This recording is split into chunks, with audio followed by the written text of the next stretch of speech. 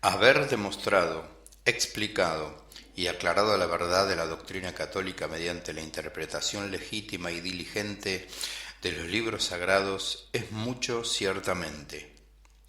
Resta, sin embargo, otro punto que fijar y tan importante como laborioso, el de afirmar con la mayor solidez la autoridad íntegra de los mismos, lo cual no podrá conseguirse plena y enteramente sino por el magisterio vivo y propio de la Iglesia, que por sí misma y a causa de su admirable difusión, de su eminente santidad, de su fecundidad inagotable con toda suerte de bienes, de su unidad católica, de su estabilidad invencible, es un grande y perpetuo motivo de credibilidad y una prueba irrefutable de su divina misión. Pero toda vez que este divino e infalible magisterio de la Iglesia descansa también en la autoridad de la Sagrada Escritura, es preciso afirmar y reivindicar la fe, cuando menos en la Biblia, por cuyos libros, como testimonios fidedignos de la antigüedad, serán puestos de manifiesto y debidamente establecidas la divinidad y la misión de Jesucristo, la institución de la jerarquía de la Iglesia y la primacía conferida a Pedro y a sus sucesores. A este fin será muy conveniente que se multipliquen los sacerdotes preparados, dispuestos a combatir en este campo por la fe y a rechazar los ataques del enemigo, revestidos de la armadura de Dios que recomienda el apóstol, y entrenados en las nuevas armas y en la nueva estrategia de sus adversarios. Es lo que hermosamente incluye San Juan Crisóstomo entre los deberes del sacerdote. Es preciso, dice, emplear un gran celo a fin de que la palabra de Dios habite con abundancia en nosotros. No debemos, pues, estar preparados para un solo género de combate, porque no todos usan las mismas armas ni tratan de acometernos de igual manera. Es por lo tanto necesario que quien ha de medirse con todos conozca las armas y los procedimientos de todos, y sepa ser a la vez arquero y hondero, tribuno y jefe de cohorte, general y soldado, infante y caballero, apto para luchar en el mar y para derribar murallas, porque si no conoce todos los medios de combatir, el diablo sabe, introduciendo a sus raptores por un solo punto en el caso de que uno solo quedare sin defensa, arrebatar las ovejas. Más arriba hemos mencionado las astucias de los enemigos y los múltiples medios que emplean en el ataque. Indiquemos ahora los procedimientos que deben utilizarse para la defensa. Uno de ellos es, en primer término, el estudio de las antiguas lenguas orientales y al mismo tiempo el de la ciencia que se llama crítica. Siendo estos dos conocimientos en el día de hoy muy apreciados y estimados, el clero que los posea con más o menos profundidad según el país en que se encuentre y los hombres con quienes esté en relación, podrá mejor mantener su dignidad y cumplir con los deberes de su cargo, ya que debe hacerse todo para todos y estar siempre pronto a satisfacer a todo aquel que le pida la razón de sus esperanzas.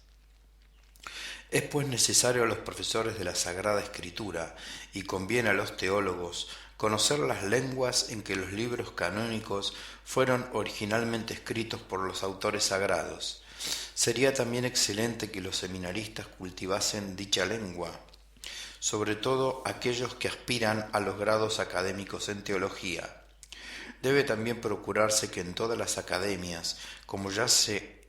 ha hecho laudablemente en muchas, se establezcan cátedras donde se enseñen también las demás lenguas antiguas, sobre todo las semíticas y las materias relacionadas con ellas, con vistas sobre todo a los jóvenes que se preparan para profesores de sagradas letras. Importa también, por la misma razón, que los susodichos profesores de Sagrada Escritura se instruyan y ejerciten más en la ciencia de la verdadera crítica, porque desgraciadamente y con gran daño para la religión se ha introducido un sistema que se adorna con el nombre respetable de alta crítica, y según el cual el origen, la integridad y la autoridad de todo libro deben ser establecidos solamente atendiendo a lo que ellos llaman razones internas. Por el contrario, es evidente que cuando se trata de una cuestión histórica, como es el origen y conservación de una obra cualquiera, los testimonios históricos tienen más valor que todos los demás y deben ser buscados y examinados con el máximo interés. Las razones internas, por el contrario, la mayoría de las veces no merecen la pena de ser invocadas sino a lo más como confirmación.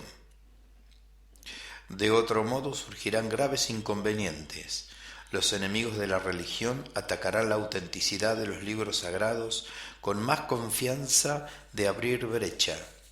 Este género de alta crítica que preconizan conducirá en definitiva a que cada uno en la interpretación se atenga a sus gustos y a sus prejuicios. De este modo, la luz que se busca en las escrituras no se hará y ninguna ventaja reportará la ciencia.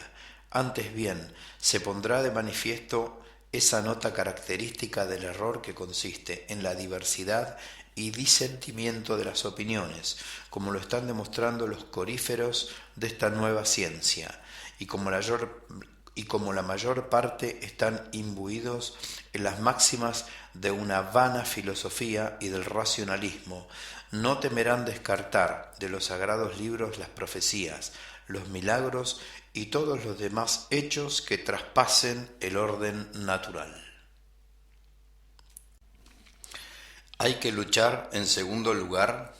contra aquellos que, abusando de sus conocimientos de las ciencias físicas, siguen paso a paso a los autores sagrados para echarles en cara su ignorancia en estas cosas y desacreditar así las mismas escrituras. Como quiera que estos ataques se fundan en cosas que entran en los sentidos, son peligrosísimos cuando se esparcen en la multitud, sobre todo entre la juventud dedicada a las letras, la cual, una vez que haya perdido sobre algún punto el respeto a la revelación divina, no tardará en abandonar la fe en todo lo demás. Porque es demasiado evidente que así como las ciencias naturales, con tal de que sean convenientemente enseñadas, son aptas para manifestar la gloria del Artífice Supremo, impresa en las criaturas, de igual modo son capaces de arrancar del alma los principios de una sana filosofía y de corromper las costumbres cuando se infiltran con dañadas intenciones en las jóvenes inteligencias. Por eso, el conocimiento de las cosas naturales será una ayuda eficaz para que el que enseña la Sagrada Escritura. Gracias a él podrá más fácilmente descubrir y refutar los sofistas de esta clase dirigidos contra los libros sagrados. No habrá ningún desacuerdo real entre el teólogo y el físico mientras ambos se mantengan en sus límites, cuidando, según la frase de San Agustín, de no afirmar nada al azar y de no dar por conocido lo desconocido. Sobre cómo ha de portarse el teólogo si, a pesar de esto, surgiere discrepancia, hay una regla sumariamente indicada por el mismo doctor. Todo lo que en materia de sucesos naturales pueden demostrar con razones verdaderas, probémosles que no es contrario a nuestras escrituras, mas lo que saquen de sus libros contrario a nuestras sagradas letras, es decir, a la fe católica, demostrémosles en lo posible, o por lo menos creamos firmemente que es falsísimo. Para penetrarnos bien de la justicia de esta regla, se ha de considerar en primer lugar que los escritores sagrados, o mejor, el Espíritu Santo, que hablaba por ellos, no quisieron enseñar a los hombres estas cosas, la íntima naturaleza o constitución de las cosas que se ven, puesto que en nada les habían de servir para su salvación. Y así, más que intentar en sentido propio la exploración de la naturaleza, describen y tratan a veces las mismas cosas, o en sentido figurado, o según la manera de hablar en aquellos tiempos, aún hoy vigente para muchas cosas en la vida cotidiana, hasta entre los hombres más cultos. y como en la manera vulgar de expresarnos suele ante todo destacar lo que cae bajo los sentidos, de igual modo el escritor sagrado, y ya lo advirtió el doctor Angélico, se guía por lo que aparece sensiblemente, que es lo que el mismo Dios, al hablar a los hombres, quiso hacer a la manera humana para ser entendido por ellos. Pero de que sea preciso defender vigorosamente la Santa Escritura, no se sigue que sea necesario mantener igualmente todas las opiniones de cada uno de los padres o de los intérpretes posteriores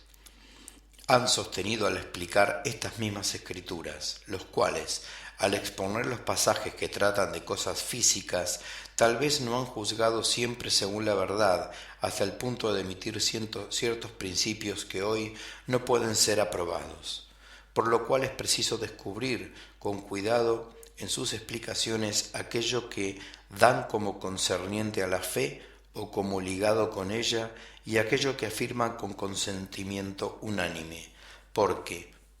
en las cosas que no son de necesidad de fe, los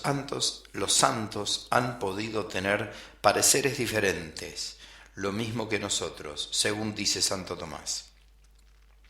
el cual en otro pasaje dice con la mayor prudencia: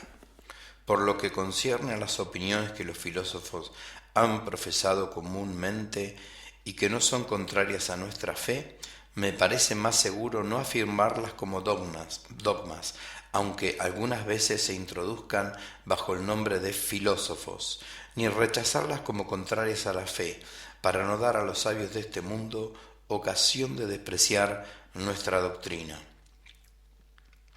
Pues aunque el intérprete debe demostrar que las verdades que los estudiosos de las ciencias físicas dan como ciertas y apoyadas en firmes argumentos no contradicen en la escritura bien explicada, no debe olvidar, sin embargo, que algunas de estas verdades, dadas también como ciertas, han sido luego puestas en duda y rechazadas.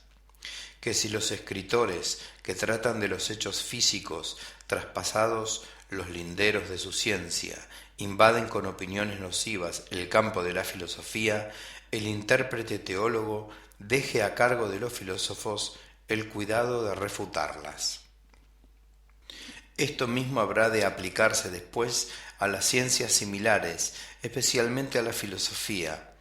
Es de sentir, en efecto, que muchos hombres que estudian a fondo los monumentos